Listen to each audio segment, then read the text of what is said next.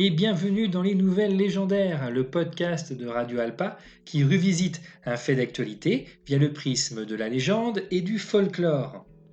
Nous fêtons les 400 ans de la naissance de Jean de La Fontaine. En son hommage, voici une très courte fable de Falontaine, une fable de La Tonfaine, excusez-moi, de mon auteur favori, que vous connaissez d'ailleurs parfaitement, le coche et ma louche, et ma douche, le moche et sa couche.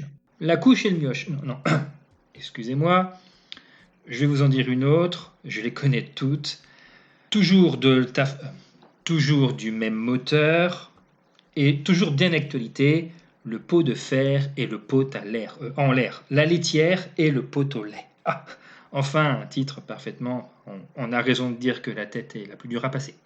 Sur un chemin montant, sablonneux, malaisé, un pauvre bûcheron tout couvert de marée prétendait arriver sans encombre à la fille, ayant mis ce jour-là pour être plus agile, cotillon simple et souliers plats.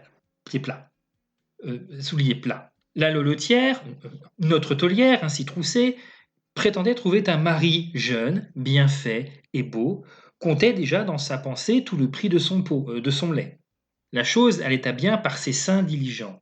Un trésor est caché dedans. Il vint des parties d'importance. Un riche laboureur, sentant sa fin prochaine, fit venir cet enfant et lui parla sans témoin. La belle le trouva trop chétif, de moitié, voyez un peu la belle espèce. Un roitelet est pour vous un pesant fardeau, tout vous vient au kilo, tout vous semble plaisir.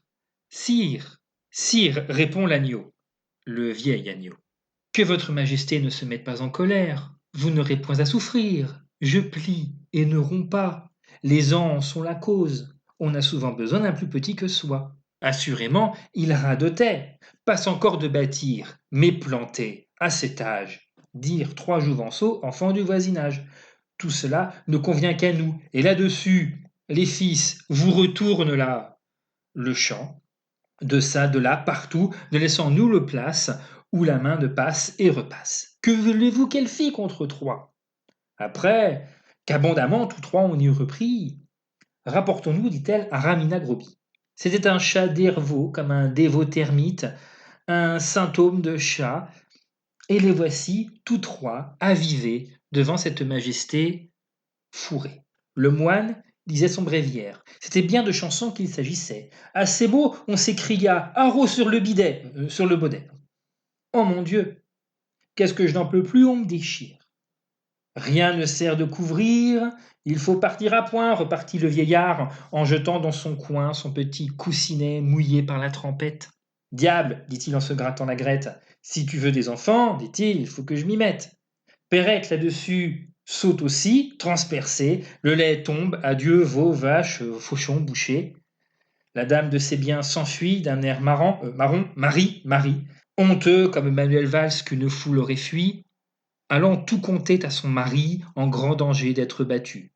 Oh, n'y touchez pas, il est brisé, mais ça ne rime plus. Le récit en farce en fut fait, on l'appela le pot cassé. Moralité, à vaincre sans péril, on évite les ennuis.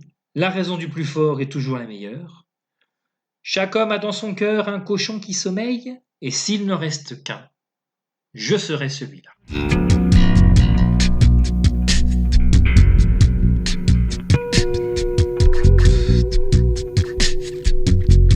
Merci à Pierre Rep, l'extraordinaire auteur de ce texte que je viens de vous réciter. Merci à Radio Alpa pour ces 33 nouvelles légendaires que vous retrouverez dans la grille d'été avec 2 inédits. Merci à Étienne qui m'a soufflé cette idée assez folle d'associer folklore et actualité, à Émilie et Ève, mes premières auditrices. Je vous aime, bonnes vacances à tous sur Radio Alpa 107.3 Le Mans.